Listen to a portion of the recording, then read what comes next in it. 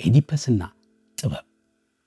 ቴብስ የተባለች ከተማ ንጉሥ የሆነው ሊየስ ከባለቤቱ ጃኮስታ ኤዲፐስ የተባለ ወንድ ልጅ ወልድና የልጁን የወደፊት ዕጣ ፈንታ ለማስተንበይ አዋቂ ዘንድ ይዞት ይሄዳል። ይሄ ታሪክ የዲዝኒ ፊልምስ ቢሆን ንጉሡ ንግሥቲቱና ልጃቸው ለዘላለም ኖሩ ብሎ ይደመድመው ነበር። ደግነቱ አይደለም። ትንቢቱ ፈጽሞ ያልተጠበቀ አስደንጋጭ ሆነ። ይህ ልጅ ሲያድግ አባቱን ገድሎ እናቱን ያገባል ተባለ። ይህን ሲሰማ የደነገጠው ሊየስ አሽከሩን ጠርቶ ሕፃኑን ራቅ ያለ ጫካ ወስዶ እንዲጥለው ያዝና ክፉ ዕድሉን እየረገመ ወደ ቤቱ ይመለሳል። አሽከሩ ሕፃኑን ታቅፎ አይን አይኑን እያየ በጣም ራቅ ወዳለ ጫካ ይዞት ቢሄድም ጫካ ውስጥ ለአውሬ መጣል ስላልቻለ በሌላ ከተማ ለሚኖር አሽከር ይሰጠውና ይመለሳል። ሕፃኑን የተቀበለው አሽከር በበኩሉ ደግና መሃን ወደ ሆኑት የእሱ ከተማ ነገሥታት ወስዶ ልጁን ይሰጣቸዋል። ነገሥታቱም ከአማልክቱ የተሰጠን ስጦታ ነው ብለው ኤዲፐስን እንደ ራሳቸው ልጅ ተንከባክበው አሳደጉት። ታዲያ አንድ ቀን ወጣቱ ኤዲፐስ መጠጥ ቤት ቁጭ ብሎ በመዝናናት ላይ እያለ አንድ ሰካራም ይመጣና የነገሥታቱ እውነተኛ ልጅ እንዳልሆነ ይነግረዋል። ኤዲፐስ ግራ ገባው። እንዳያምነው አንድም ቀን አዶፕት እንደተደረገ አስቦ አያውቅ። በዛ ላይ ሰውየው ጥንብዝ ብሎ ሰክሯል። እንዳይተው ደግሞ ከነከነው። ለማንኛውም ብሎ ለማረጋገጥ ወደ አንድ አዋቂ ዘንድ ጎራ ይላል። ያኔ ጎግል ምናምን ስላልነበር ሰዎች መረጃ ሲፈልጉ የሚያማክሩት የአካባቢውን አዋቂዎች ነበር። አዋቂው ጋር እንደደረሰ ኤዲፐስ አንተ አባትህን ገድለህ እናትህን ታገባለህ ቢለው ጊዜ በድንጋጤ እሱ ሊጠይቅ ያሰበውን ሁሉ ረስቶ እየተደናበረ ይመለሳል። እናትና አባቱን አብዝቶ ስለሚወድ ከዚህ አስፈሪ ትንቢት ለማምለጥ ሁሉን ነገር ጥሎ ከተማውን ለቆ ሲሸሽ በመንገድ ላይ ከአንድ ሽማግሌ ጋር ይገናኛል። ሽማግሌው ጥጋበኛ ቢጤ ነው። ኤዲፐስም የእጁን ይሰጠውና ይገድለውና ጉዞውን ይቀጥላል። የተወለደበት ከተማ መግቢያ በር ላይ ከሲፊኒክስ ጋር ይገናኛል። ሲፊኒክስ ከአንገት በላይ ሰው ከአንገት በታች አንበሳ የሆነች ፍጡር ስትሆን ወደ ከተማ የሚገቡትን መንገደኞች ሁሉ እንቆቅልሽ እየጠየቀች ካልመለሱ ማንም መልሶ አያውቅም ትውጣቸዋለች። እንቆቅልሹ ጠዋት በ4 እግሩ፣ ቀን በ2 እግሩ፣ ማታ በ3 እግሩ የሚሄድ ማን ነው የሚል ነበር። ኤዲፐስ ሰው ነው ብሎ እንቆቅልሹን በትክክል መለሰ። ሲፊኒክስም ራሷን ወደ ገደል ወረወረች። የቲቤስ ከተማ ሕዝብም ከእርግማናችን ነፃ አውጥተናልና ብሎ ኤዲፐስን ዙፋኑ ላይ አስቀመጠው። በቅርቡ ባሏን በሞት የተነጠቀችውን ንግሥት ጃጎስታን አግብቶና ልጆች ወልዶ መኖር ጀመረ። በመጨረሻ ግን መንገድ ላይ የገደለው አባቱን ያገባውም ደግሞ እናቱን መሆኑን ባወቀ ጊዜ ልብሱን ቀዳደደ፣ አይኑን ጎልጉሎ አወጣ። ጃኮስታ ራሷን አጠፋች። ይህ ጥንታዊ የግሪክ ተውኔት ከምንጊዜ ምርጥ ተውኔቶች አንዱ ነው። እንዲያውም ሀያሲያን ለብዙ ዘመናዊ ሐሳብ ፈር የቀደደ የቲያትር ሞናሊዛ ብሎ ይጠሩታል። ቲያትሩ 8 ዋና ዋና ጭብጦች አሉት። ነፃ ፈቃድ አለን ወይስ ዕጣ ፈንታችን ቀድሞ የተወሰነ ነው? የተነገረው ትንቢት ተፈጽሟል፣ ግን ኤዲፐስም መርጧል። አዎ፣ የኤዲፐስ ምርጫዎች ቀድሞ የተነገረውን ትንቢት ያስፈጽማሉ። እንደዚህ ግራ ስጋባ አንድ ነገር ነው የማደርገው፣ የሕይወትን መንታነት መቀበል። በእርግጥ እኛ ነፃ ፈቃድ አለን፣ ዕጣ ፈንታችንም ቀድሞ የተወሰነ ነው። ሁለቱም በአንዴ እውነት ሊሆኑ ይችላሉ? አዎ፣ ከሚመለከታቸው አንጻር። ከመለኮት አንጻር ዕጣ ፈንታችን የተወሰነ ነው። ከራሳችን አንጻር ነፃ ነን። ላፎንቴን እንዲህ ይላል፣ ሰው ዕጣ ፈንታውን ለማምለጥ በሚሄደው መንገድ ላይ ተመልሶ ያገኘዋል። እያንዳንዱ ነፃ ምርጫችን ዕጣ ፈንታችንን የሚወስን ድርጊት ነው። በፍጹም ልናመልጠው አንችልም። ኤዲፐስ የሲፊኒክስን እንቆቅልሽ መመለሱ፣ የላይስን ገዳይ ለመበቀል ቃል መግባቱ ሁሉም የነፃ ፈቃድ ምርጫው ውጤቶች ናቸው። ደግሞም መልሰው አጥፊዎቹ ናቸው።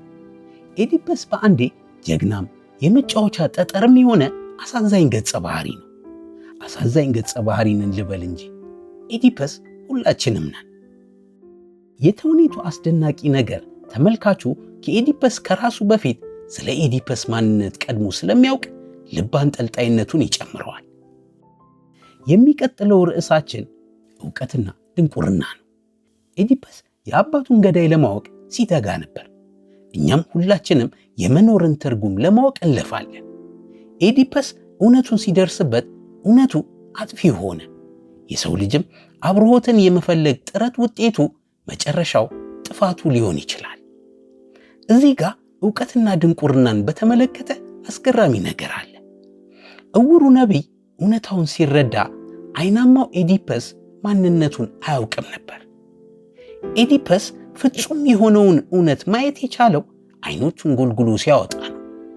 ጸሐፊ ተውኔቱ ሶፎክለስ ሊነግረን የፈለገው ፍጹም እውነትን ማየት የምንችለው በስውሩ አይናችን ብቻ እንደሆነ ነው። ኤዲፐስ በራሱ ያለቅጥ ሲተማመን፣ እናትና ሚስቱ ጃኮስታ የነቢዩን ትንቢት ባዶ ቃላት ብላ ስታጣጥል ነበር። በመጨረሻ ግን ሁለቱም እንደተሳሳቱ ታየ። ኤዲፐስ በኩራት የተወጠረ ንጉሥ ነው። ሺዎች መፍታት ያልቻሉትን የሲፊኒክሱን እንቆቅልሽ ስለፈታ ለራሱ ከፍ ያለ ኩራት አለው። ነቢዩንም እንዲህ ይለዋል፣ የቀደመ ኃይልህን አጥተሃል። አሁን ፍጹም ዕውር፣ ፍጹም ደንቆር ነህ። መስማትም ሆነ ማየት አትችልም። ኤዲፐስ ከአማልክቷ አፖሎ ከራሷ ጋር ፉክክር ውስጥ ገባ። እለያዘው። መለኮትን እበልጣለሁ ብሎ ተነሳ። አወዳደቁ ግን የከፋ ሆነ።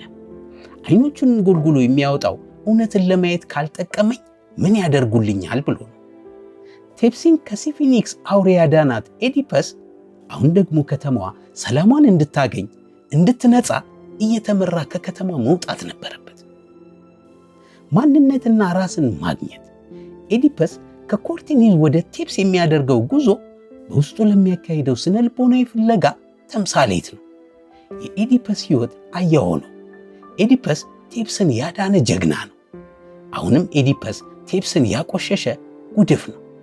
ጀግንነቱና አጥፊነቱ ሊነጣጠሉ የማይችሉ የአንድ ሳንቲም ሁለት ገጽታዎች ናቸው። ከገዛ ቤተሰቡ ጋር ያለውን ዝምድና አሰቃቂ ነው። የላየስ ልጅ፣ የጃኮስታ ባል፣ የአንቲገንና ኢስሜን አባት፣ የአባቱ ገዳይ፣ የእናቱ ባል፣ የወንድሞቹ አባት። ስልጣንና ኃላፊነት። ኤዲፐስ ቃል ይገባል፣ ቴፕስን አድናታለሁ አሊያም ከንጉስነት ስልጣኔ እለቃለሁ።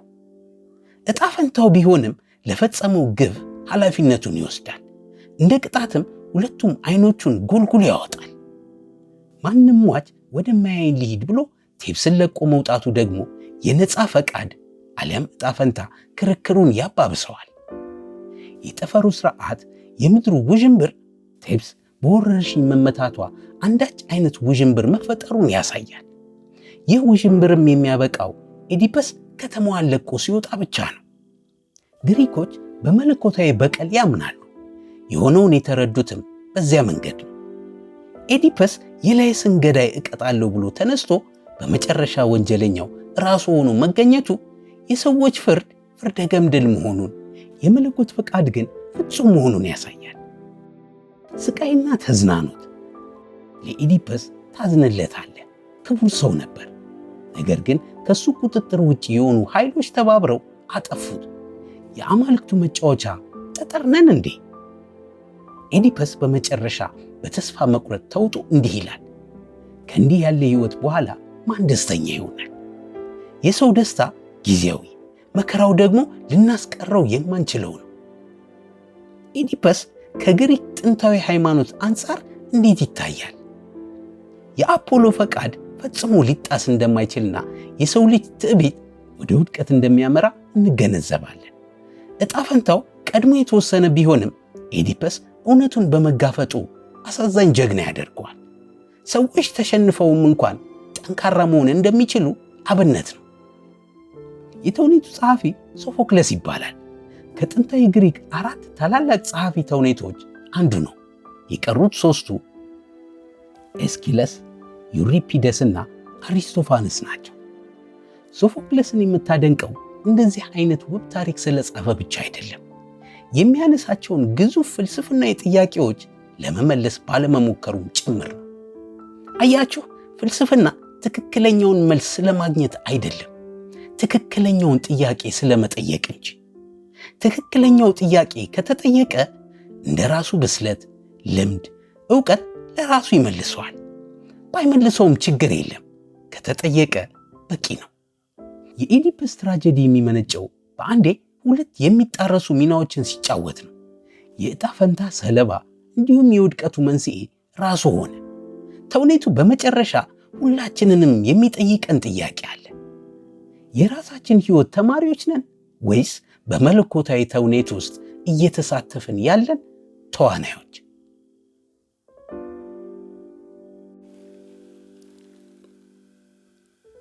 የማኪያቬሊ ፍልስፍናና የኢዲፐስ ጥበብ። እንዳለመታደል ሆኖ ከሌሎች ፈላስፋዎች በተለየ መልኩ ስሙ የተበላሸ ሰው ነው ማኪያቬሊ። አንድ ሰው ማኪያቬሊያን ነህ ካለህ ዓላማህን ለማሳካት የማትጠቀመው መንገድ የለህም ማለቱ ነው። ማኪያቬሊያን መደበኛ ተቀባይነት ያለውን የሥነ ምግባር ደረጃ በመጣስ ለግል ጥቅም ሲባል በማጭበርበር ወይም በክፉ ሴራ በሉት ዓላማን የማሳካት ሂደትን የሚያሳይ ሆኖ ዛሬም ድረስ የተሳለ ጥቁር ገጽታ ነው። በፖለቲካ ሲሰነጠቅ ደግሞ ስልጣን ለማግኘት አግኝቶም በስልጣን ለመቆየት መጥፎም ነገር ቢሆን ይደረጋል በሚለው ትርጉም ሊወሰድ ይችላል። ማኪያቬሊ ብዙ ስራዎች ቢኖሩትም እኔ ግን ያገኘሁት ልዑሉ ወይንም ደ ፕሪንስ የሚለውን ስራውን ነው። ማኪያቬሊ በዚህ ስራው ያልተለመዱ እሱንም ግብረ ገብ የጎደለው ፈላስፋ ያሰኘውን ለፖለቲካ ስልጣን ማራዘሚያ የሚሆኑ ምክሮችን አስቀምጧል። በእርግጥ ደጋፊዎቹ ትክክለኛውን እውነታ በፖለቲካ ሪያሊዝም ውስጥ ያስቀመጠ ግልጽ ሰው ነው በሚል ይከራከሩለታል። እጥር ምጥን ያለችውና በከተማችን በየመጽሐፍት መደብሩ እንደ ልብ ማግኘት የሚችሏትን ዘ ፕሪንስ የተሰኘችው ስራው ያላዘለችው ጉድ የለም። በእርግጥ የማኪያቬሊን ፍልስፍና ለመረዳት ሌሎች ስራዎቹን ማንበብ ቢጠበቅብኝም ለመንደርደሪያ ያህል ግን ዘ ፕሪንስን ይዤ ብቅ ብያለሁ። በሙሉ ስሙ ኒኮል ዲ በርናንዶ ዲ ማኪያቬሊ በሚል ዘለግ ያለ መጠሪያ የሚታወቀው ማኪያቬሊ ትውልዱ በኢጣሊያን ፍሎረንስ ነው። በዘመናዊ የፍልስፍና ታሪክ የመጀመሪያውን የፖለቲካ ፍልስፍና ያበረከተ እንደሆነ ይነገርለታል። ራሱን እንደ ፈላስፋ የማይቆጥረው ይህ ሰው ከፍልስፍና ባሻገር በታሪክ አዋቂነቱ፣ በሥነ ጽሑፍ ብቃቱና ለረዥም ጊዜያት ባገለገለው የዲፕሎማት ሙያው የሚታወቅ ሰው ነው። ማኪያቬሊ የምዕራባውያኑን ፍልስፍና ከመካከለኛው ዘመን ድንግዝግዝ ውስጥ ፈልቅቀው ካወጡት ምሁራን አንዱ ነው። አገሩን በዲፕሎማትና በምሁርነት ካገለገለበት የስኬት ሕይወቱ ጀርባ ብርቱ የሆነ መከራና እንግልትንም ተጋፍጧል። በመጨረሻም ሕይወቱን ወደ ሥነ ጽሑፍ ዓለም በማሻገር ዛሬም ድረስ አወዛጋቢ የሚባልለትን ሥራ አበርክቶ አልፏል። ፍልስፍናውን እንቆንጥር። እንደነገርኳችሁ የማቀርብላችሁ ፍልስፍና ልዑሉ ዓለም ደ ፕሪንስ የሚለው መጽሐፉ ላይ ያገኘሁትን ሐሳብ ነው።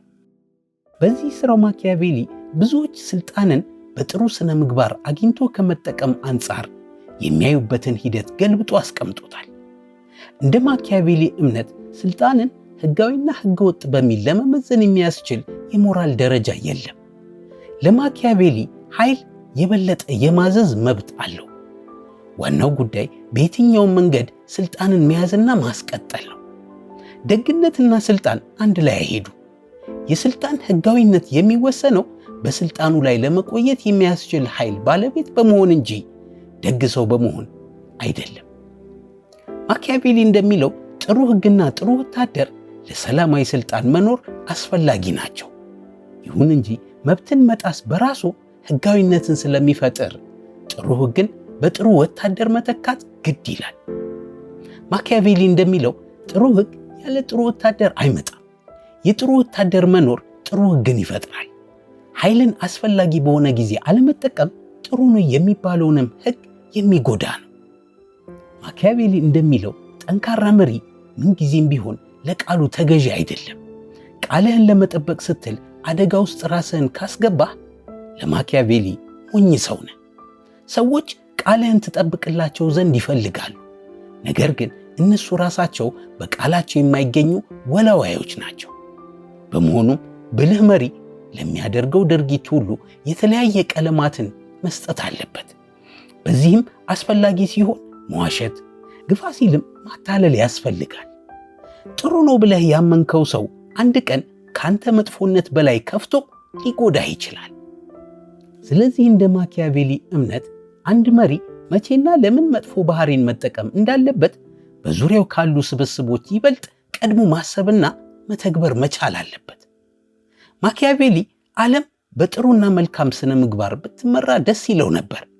ይሁን እንጂ በተጨባጭ ከሚታየው እውነት አንጻር ጥሩ ሆኖ መገኘት ያስበላል። ያስበላል ብቻ ሳይሆን በቁም ያስገሸልጣል ባይ ነው። አስደንጋጭ ከሆኑት የማኪያቬሊ ሐሳቦች አንዱ በወረራ የተያዘን የባዕድ መሬት እንዴት ማስተዳደር እንደሚቻል ያቀረበው ሐሳብ ነው። ማኪያቬሊ በወረራ የተያዘን የሌላን ሕዝብ ግዛት ለማስተዳደር በዚያ የሚኖሩትን ሰዎች ሁሉንም ድምጥማጡን አጥፍቶ በራስ ሰው መተካት ወይም ደግሞ በሁሉም ግዛቶች ኃይለኛ የሆነ ታማኝ የራስ ሰው ሾሞ መምራት ይገባል ይላል። አጃይብ ነው። የፖለቲካ ድጋፍን በተመለከተ ማኪያቬሊ ሕዝብን ውደደው እንጂ አትመነው የሚሏት አይነት ሙድ አስፈላጊ ናት ይላል። እንደ ማኪያቬሊ እምነት የመሪ የሥነ ምግባር መመዘኛና ብዙሃኑ የሚለካበት የሥነ ምግባር መመዘኛ የተለያዩ ናቸው። እዚህ ላይ ማኪያቬሊ ብዙሃኑ ይከተለው የነበረውን የክርስትናን የሞራል ሥነ ሥርዓት በብርቱ መተቸት ይጀምራል። የክርስትና የሥነ ምግባር አስተምሮ ብዙ ሞኞችን ፈጥሮ በመጥፎ ሰዎች አደን ኢላማ ውስጥ እንዲገቡ ያመቻቸ አስተሳሰብ ነው። ስለዚህ ብዙሃኑ ለስላሳ የሞራል ሕጎችን ተከትለው መኖራቸው ለሥርዓተ ሰላምና መረጋጋት የጎላ አስተዋጽኦ አለው። ሃይማኖት ለማኪያቬሊ እውነትን የሚያንጸባርቅ ሳይሆን በብዙሃኑ መካከል ውህደት ፈጥሮ የተረጋጋ ሥልጣን እንድታገኝ የሚረዳህ መሳሪያ ነው። መሪዎች ግን ብዙሃኑ በሚመሩበት የሞራል ሕግ መመራት የለባቸውም። የመሪዎቹ ውሳኔ ሁልጊዜ ከሁኔታዎች ጋር የሚቀያየር መሆን አለበት። ምክንያቱም የብዙሃኑ አስተሳሰብና ፍላጎት ምንጊዜም ቢሆን በጠበቀው የሚገኝ ሳይሆን በየጊዜው የሚለዋወጥ ነው ይላል እምነቱ። ማኪያቬሊ ያለው ቃል በቃል ብዙሃኑ በልቶ በቃኝ የማያውቅ እስስት፣ ውሸታም፣ ወላዋይ መንጋ ነው። አንተ ስታሸነፍ ከአንተ ጎን ይሰለፋል። አንተ ደክመህ እርዳታ ስትፈልግ ደግሞ በአንተ ላይ ይመጣብሃል።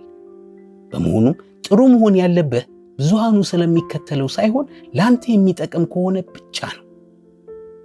የማኪያቬሊ ፍልስፍና መጥፎ ሆኖ ቢታየህም ከእውነታው የራቀ ነው ብሎ መደምደም ግን አይቻልም። ስትፈልግ ገልብጠህም ተማርበት። በቀጥታ ከማኪያቬሊ ሐሳብ የተማረ የመጀመሪያው ሰው ግን ልትሆን አትችልም። ካንተ በፊት ጠልተውት የተማሩበት በርካቶች ናቸውና።